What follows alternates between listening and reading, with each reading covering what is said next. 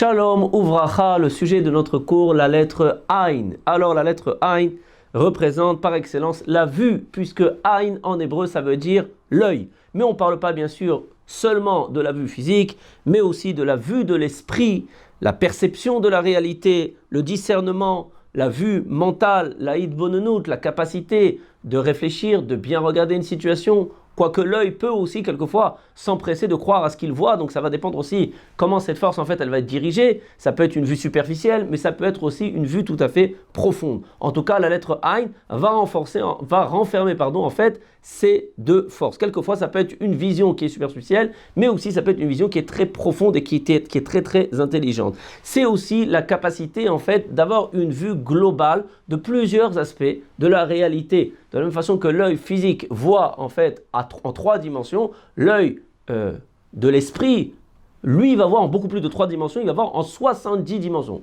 D'où est-ce qu'on sait cela, Rabotai? Parce que la Torah nous dit Shiveim Panim la Torah, que la Torah, qui est le plan du monde, a en fait 70 facettes. D'où en fait l'existence des controverses, les marloquettes, qui dérangent pas mal les Baal et Tchouva quand ils rentrent dans le monde de la Teshuva et ils voient qu'il y a des controverses entre les rabbanim, alors ils ne comprennent plus où est la vérité. Zev Ezre Develokim Chaim, comme nous enseignent nos sages, les deux sont des vérités. La raison pour laquelle en fait on a du mal à voir que deux avis qui semblent contradictoires ont en fait tous les deux raison, c'est justement parce qu'on n'a pas forcément cette capacité de pouvoir voir en fait plusieurs avis sans en fait voir en fait qu'il y a une contradiction qui est totale entre eux, mais simplement qu'il s'agit en fait ici de plusieurs facettes, plusieurs aspects de la réalité. Donc celui qui va porter la lettre Ain dans son nom va avoir cette capacité de voir en fait de façon générale la réalité avec beaucoup d'aspects, beaucoup de facettes, sans forcément que ce soit quelque chose de contradictoire.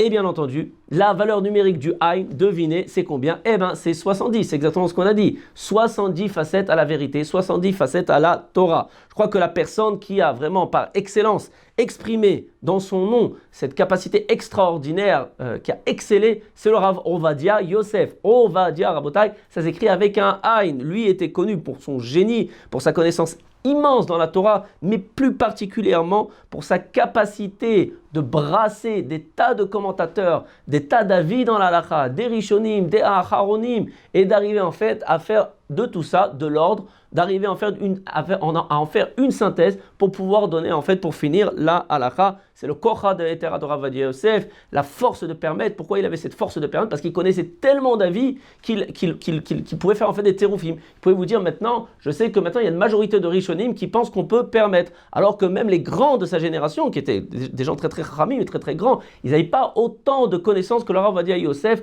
une connaissance aussi large et aussi immense qui pourrait en fait brasser des tas d'avis en même temps. On retrouve exactement ici la force du Ain, bien évidemment. Le Rav Ovadia Yosef, il a énormément travaillé pour cela, mais vous voyez que dans son Mazal, Akadosh Baruch Hu, il a donné déjà dans son nom le Ain de Ovadia Yosef, qui en fait renferme cette force et cette capacité qui est tout à fait extraordinaire. Le Ain représente aussi la Hashgacha. La Hashgacha, c'est la providence divine, comme c'est marqué dans le verset. Eine Hashem, Ain, Eine, les yeux de Dieu, Elokecha ba, sur elle, on parle de la terre d'Israël, Mireshit Hashana, Ve'at Acharit Hashana, depuis le début de l'année jusqu'à la fin de l'année. On parle ici donc de la Hashgacha, de la providence divine qui est particulière sur la terre d'Israël. Mais attention Rabotai, c'est à double tranchant. Pour ceux qui veulent faire l'Aliyah, il faut savoir une chose, c'est que d'un côté, effectivement, on bénéficie en Israël d'une providence divine extraordinaire qui va s'exprimer par une protection qui est tout à fait extraordinaire. Comme le disait le Rabbi de Lubavitch, lorsque la guerre de Gog ou Magog va éclater, l'endroit le plus sûr pour les Juifs, ce sera en fait sur la terre d'Israël. D'un point de vue métaphysique, on a la protection de Dieu. D'un point de vue physique, malheureusement, ça nous a coûté très cher, mais c'est le pays qui est le mieux entraîné en fait contre le terrorisme. Donc on voit la Hashgacha d'Akadosh Baruch Hu, on peut l'expliquer d'un point de vue physique, d'un point de vue métaphysique, mais attention, il y a quand même un double tranchant, c'est que le fait que les yeux de Dieu sont posés sur la terre d'Israël du début de l'année jusqu'à la fin de l'année, ça veut dire que quand quelqu'un il fait l'Aliyah et qu'il vient sur la terre d'Israël, il faut qu'il se renforce dans la pratique de la Torah, parce que sinon, la Midat Hadin, la tribu de rigueur, risque d'être plus tendue. Comme nous dit la Gemara, ça ne ressemble pas, c'est pas pareil, un serviteur du roi qui va enfreindre la volonté du roi dans son palais, on parle de la terre d'Israël et plus particulièrement à Jérusalem, et quelqu'un qui va enfreindre sa volonté à l'extérieur de son palais. Pour quelqu'un qui est à l'extérieur du palais, en Chutz Laaretz, à l'extérieur de la terre d'Israël, en France, au Canada, là, le roi va avoir plus tendance un peu à fermer les yeux. Mais quand on est dans le palais du roi, là, c'est beaucoup plus tendu. C'est la raison pour laquelle, au moins l'une des raisons pour lesquelles, métaphysique, c'est difficile quelquefois de venir sur la terre d'Israël et qu'on n'y arrive pas. Quand on vient sur la terre d'Israël, Rabotai, il faut venir dans l'optique de se renforcer dans la Torah et dans les mitzvot. Ça, c'est pour la providence de Dieu, donc qui est représentée elle aussi par le Aïn. Le Midrash de Rabbi Akiva nous enseigne que la lettre Aïn représente la Torah, puisque en fait la Torah c'est l'œil, c'est la vision, c'est la lumière, le phare du monde. Sans la Torah, nous sommes en fait comme des êtres humains qui n'avons pas la possibilité d'utiliser nos yeux, chas v'shalom, comme des aveugles dans l'obscurité, comme c'est marqué dans Chazal, qui Hiver fait là. Pourquoi est-ce qu'on dit comme un aveugle dans l'obscurité si on n'avait pas la Torah pour nous guider, si on n'avait pas Kadosh Baruch Hu pour nous guider, un aveugle qui soit dans l'obscurité, qui soit dans la lumière, à votre taille, qu'est-ce que ça change? Eh bien la réponse est très très belle, c'est qu'un aveugle qui est dans l'obscurité, s'il est dans l'obscurité, même ceux qui voient ne peuvent pas l'aider. Donc vous voyez que sans Torah, même ceux qui soi-disant voient et soi-disant peuvent donner des conseils et vous guider parce qu'ils sont dans une situation qui est meilleure que la vôtre, en réalité, si ce n'est pas des chachamim dans la Torah, ne croyez pas qu'ils peuvent véritablement vous guider. La première fois qu'on va voir la lettre Aïn apparaître en début de mot dans la Torah, bien entendu, ça va être dans Bereshit, c'est marqué dans le verset Ve'a haaretz haïta tohu vavohu, et la terre était dans le chaos. On parle ici de la situation avant la création du monde. Ve'chosher al pene tehom, et l'obscurité al, voici le Aïn, sur pene tehom, sur la face de l'abîme. Donc la première fois qu'on voit la lettre Aïn apparaître en début de mot dans la Torah, c'est pour exprimer le sur, au-dessus de. Et effectivement, ceci vient nous enseigner et signifier que celui qui a ce kohar, cette force de hitbonenut, de bien regarder, de bien analyser la situation qu'il y a autour de lui et de ne pas réagir avec impulsivité, ce qui peut être aussi représenté par une autre facette du Aïn, mais celui qui va se servir du bon côté du Aïn, c'est-à-dire cette force de hitbonenut, de méditer, de réfléchir et de bien analyser, regarder avant d'agir tout ce qu'il y a autour de nous, eh bien en fait c'est une personne qui aura en fait la suprématie, qui sera au-dessus des autres. Regardez par exemple, même dans le monde du travail, un PDG, président, directeur général d'une société, c'est quelqu'un qui doit avoir en fait une vision générale de sa société. Il doit avoir une vision financière, une vision commerciale, productive, informatique, de développement. Alors, il n'est pas obligé de s'y connaître dans tous les domaines parce qu'il a quand même des spécialistes dans chaque domaine, mais il doit un petit peu s'y connaître dans tous les domaines. Pour pouvoir diriger une société, il faut avoir en fait une vision globale, comme on l'a expliqué, de la réalité. Et cela, effectivement, va donner en fait à l'homme une suprématie. Pour donner une signification plus profonde, évidemment, quelqu'un qui va être maintenant plongé dans la Torah et qui va donc être éclairé par la Torah et qui va avoir en fait une vision du monde qui est très large et qui est très élargie et qui est très générale et qui est très complète, alors effectivement c'est quelqu'un qui va s'élever au-dessus en fait du commun des mortels. Le parallèle entre les dizaines et les unités, il ne faut pas l'oublier, on l'a dit, c'est qu'il y a toujours en fait un parallèle d'un point de vue des gématriotes, des valeurs numériques entre les unités et les dizaines. Donc le Aïn, comme on l'a dit, qui représente en gématria le 70 et sa valeur numérique, va être en parallèle avec le Zayn, avec le 7. Valeur numérique 7, c'est le Zayn. Comme on l'avait expliqué, le Zayn, ça représente entre autres la guerre et le Aïn représente l'œil. Ceci vient nous enseigner que l'essentiel en fait de la guerre de l'homme ici-bas sur terre contre son mauvais penchant, contre le Yetzara pour réussir dans ce monde ici-bas, d'un point de vue spirituel et dans tous les domaines, parce qu'en fait, tout est en interaction, et bien en fait, l'essentiel de la guerre va être dans les yeux principalement pour l'homme. Est-ce qu'il va maîtriser ses yeux? Qu'est-ce qu'il va regarder? Comme c'est marqué dans la Torah, vous n'irez pas d'après vos cœurs et d'après vos yeux. Faites attention à vos yeux. Rashi nous explique, Aïn Roa, car l'œil voit, Lev Homed, le cœur désire la chose qu'il a vue, que l'œil a vue, et ensuite c'est le gouffre, c'est le corps qui va aller pour faire Rahaman al-Islam, la Avera. Donc faire très attention à ce que nos yeux ils voient, puisque en fait l'œil est un véhicule affectif extrêmement puissant. Tout le système en fait de la publicité et tout le système des médias nous le prouve bien, d'accord? Quand on vous montre quelque chose sur un écran, ça vous donne envie de la voir. Il y avait même à l'époque, ils passaient des images extrêmement rapides. La personne n'avait même pas le temps de voir en fait que l'image était passée, mais le cerveau avait quand même enregistré par exemple une canette de Coca-Cola et c'était au cinéma qu'ils avaient fait cette expérience, et tout le monde sort maintenant et va acheter un Coca-Cola. Vous voyez à quel point est-ce que l'œil a une influence sur le cœur de l'homme, c'est-à-dire les envies, les pulsions, les aspirations de l'homme et à quel point en fait est-ce que le cœur en fait c'est lui qui va diriger en fait les actions de l'homme. Donc l'œil il va avoir en fait un rôle essentiel dans le libre arbitre de l'homme. Faire attention à l'œil. L'œil reflète aussi la neshama de l'homme. Effectivement, quand vous regardez quelqu'un dans ses yeux, vous pouvez voir que c'est quelqu'un de bon, quelqu'un de cruel, quelqu'un qui est en colère. Vous voyez aussi les états d'âme de l'homme, quelqu'un qui est joyeux, quelqu'un qui est déçu, quelqu'un qui est triste. Dans les yeux, vous voyez véritablement la neshama de l'homme. D'ailleurs, même quand on fait un cours, on véhicule énormément d'énergie, on véhicule énormément de messages à travers les yeux. L'œil, comme on l'a dit, donc, va véhiculer de l'énergie à l'extérieur, de l'énergie en fait spirituelle.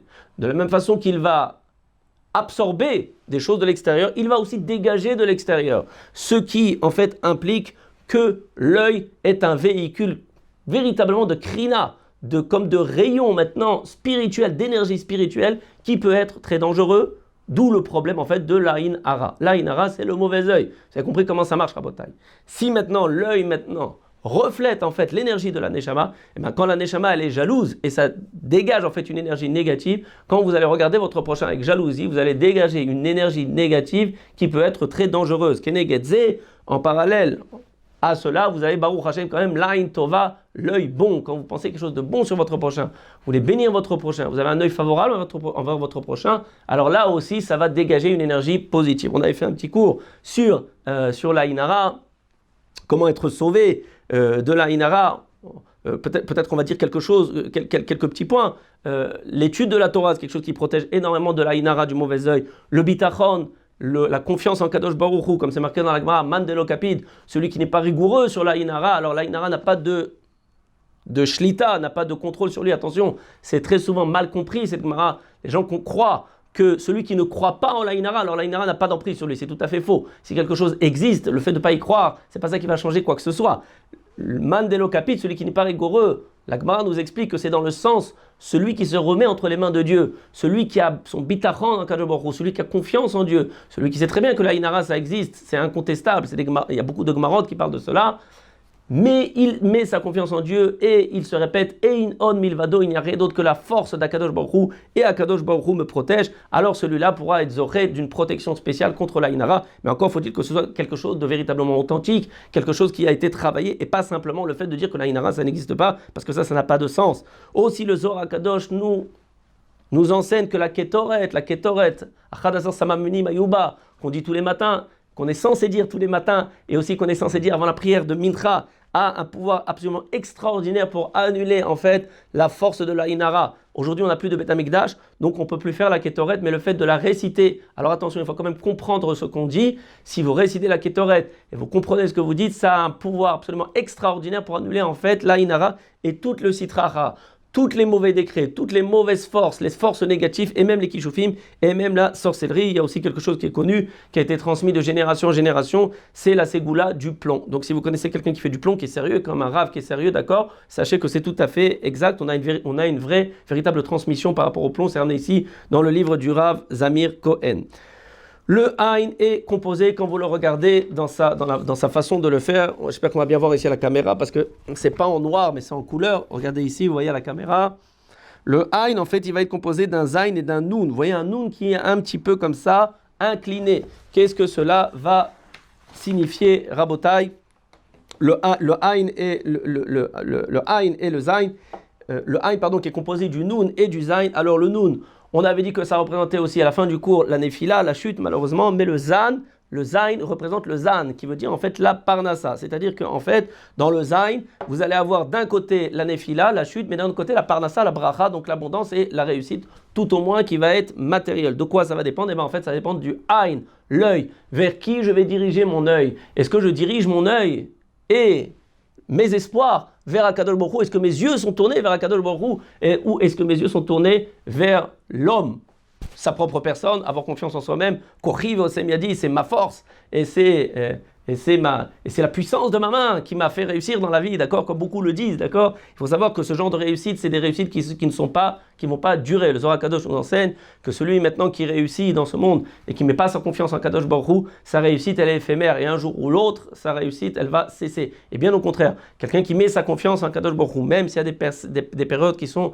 difficiles, Tzadik Katamar Ifrar, comme c'est marqué le Tzadik, ça lui prend du temps à donner ses fruits. Mais lorsqu'il va donner ses fruits, ça va être en fait de façon durable et ça va être en fait pour Bezrat Hashem, pour l'éternité. Donc tout va dépendre en fait de l'œil, vers qui je vais tourner mon œil, comme c'est marqué dans les versets de la Torah. Baruch HaGever Asher Yiftach B'Hashem Vaya Hashem Yiftacho. Béni soit l'homme qui met sa confiance en Kadosh Baruch Hu. Et Kadosh Baruch Hu sera son rocher, sera son refuge. Il sera en fait pour lui la source de toutes ses délivrances. Et d'un autre côté, Al Tiftechu Bin Divim, nous dit David Ameler, n'ayez pas confiance aux donateurs, aux hommes, en la bonté de l'homme.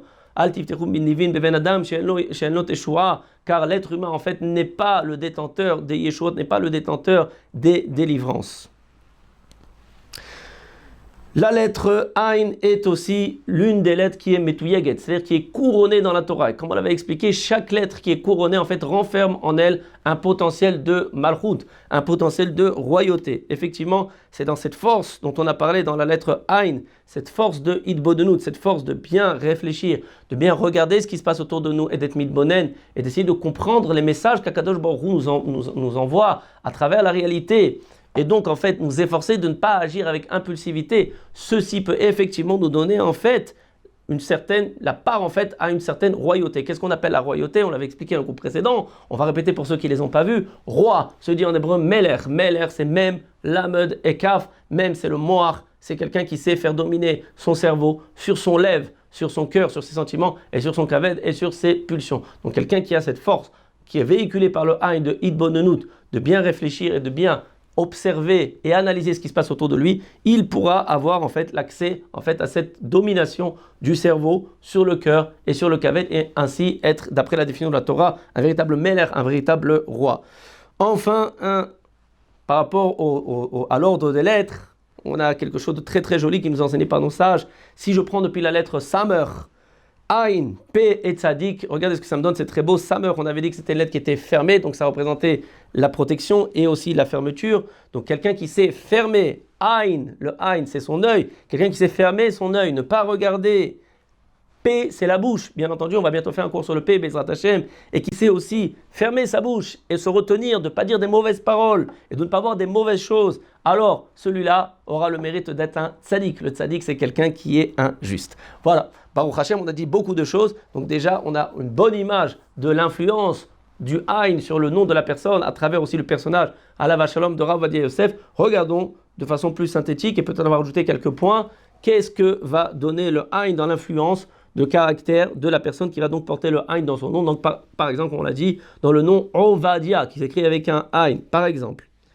Haïn, Chacham, c'est quelqu'un d'intelligent, on l'a dit. L'intelligence, cette capacité de discernement, cette capacité de percevoir la vérité sous toutes ses facettes, c'est bien entendu une marque d'intelligence évidente. Inyani in the move, quelqu'un qui est, on va dire, à la page. Kovesh, kosher, bitou, c'est quelqu'un qui est très bien à s'exprimer. Yetzirati, il est créatif. Maasi, il est pratique, prakti, ouais, c'est à peu près des synonymes, on va dire pragmatique. Amal vetorar, c'est quelqu'un qui n'a pas de problème pour se donner du mal. Voilà, ça on l'a retrouvé dans le caractère du Rav Ovadia Yosef qui s'est tué dans l'étude de la Torah, et regardez le fruit que ça a donné, c'est tout à fait extraordinaire. Shkeda, c'est quelqu'un aussi qui sait très bien aussi se pencher en fait pour étudier avec beaucoup de régularité et beaucoup de sérieux. Chinaniyut, c'est quelqu'un qui a de la grâce. Shlili et Tikkun, il y a quand même des choses qu'il faut réparer, Rabotai. Paziz, il peut être maladroit. Là, c'est le deuxième aspect du Haïn, c'est-à-dire que quand l'œil en fait, il va s'empresser de juger d'après ce qu'il voit et qu'il ne va pas essayer de voir plus profondément, comme on l'a dit au début du cours. Il y a deux aspects dans le regard, dans cette force qui est véhiculée par le Haïn. Il y a un aspect qui est profond, mais il y a un aspect aussi qui peut être superficiel. Alors là, ça peut donner un côté maladroit. Choser Savlanout, manque de patience. Anochi, c'est quelqu'un qui on peut être égocentrique. Pogea Bazulat, et donc on peut vexer son prochain. Et Ka Hassan, enfin, c'est quelqu'un qui pourrait avoir de la colère. Voilà, Baruch Hashem, on a fini pour cette lettre Aïn. À très bientôt, si Dieu veut. Une question de halakha, besoin d'un conseil personnel? Avec le service Questions au Rav, les rabbinim de Torah Box sont à votre disposition 24 heures sur 24, 6 jours sur 7, pour vous répondre et vous aider sur tous les sujets. Shabbat, couple, cacheroute, conversion, loi de deuil. Question Rav. C'est 13 000 questions reçues chaque année et répondues par écrit sur le site TorahBox et par téléphone. Un appel reçu toutes les 4 minutes. Question Rav, un service exceptionnel, gratuit pour vous.